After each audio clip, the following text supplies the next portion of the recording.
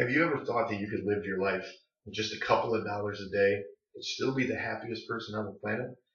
Many of us in the United States, we work extremely hard to make sure that we can support our families financially and physically.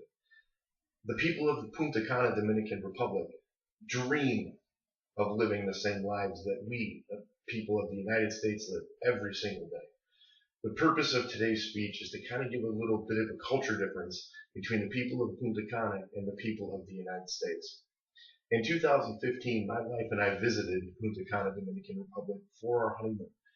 The only difference is we took an educational tour instead of hanging out on the beach or going over to the pool and hanging out at the swim-up bar. We took an educational tour that took us to their schools, took us over to their housing, took us to some of their workplaces, and also took us to some of their restaurants. When we first arrived at one of the schools, the first thing that we noticed when we walked in the door, all the children in there had said hello to all of us in 5 different languages, which represented all the people that had arrived with us.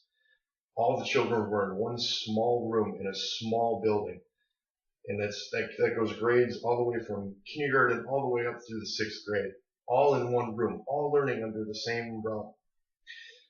After we went to their schools, they took us to one of their houses where we met a young couple that had a couple of children. What they did at their house is they used everything that they could just so they can live off the land of their own house. They made their own coffee. They made their own liquor. Most of it is rum, was their number one liquor. But the buildings that they worked out of were also extremely small. One bed, one room, very small buildings. The other thing that we did notice while we were at their houses was their houses were all painted different colors, and each one of those colors had a different significance of the mood of the house. If the house was welcoming, if the people were happy, if they were financially stable. All these different colors that they had their houses painted for all brought attention to each one of the neighborhoods that they went to. Now, we mentioned as some of them worked at their houses, a lot of them did not. Most of them worked in the fields. So while they were working in the fields, they were working on their cash crops, they were working on their coffee, they were working on corn and livestock, and also other agriculture. So instead of them growing all their own food, they also went to go to restaurants. When they went to the restaurants, they were a lot different than the ones in the United States. The restaurants in Punta Cana, all were wide open. They did not have any windows, they did not have any doors. There was a roof, a floor. All of it had livestock running around you that was trying to get your food while you were trying to eat it also. So as you can see, the differences between the United States and Punta Cana is totally different. We see our homes as beautiful homes.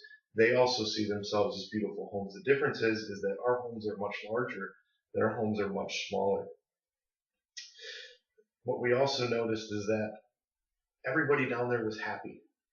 See, money wasn't the answer. All that it was is everybody was alive and everybody was happy.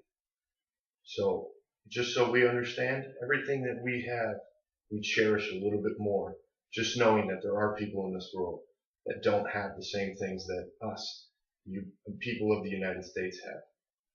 Thank you.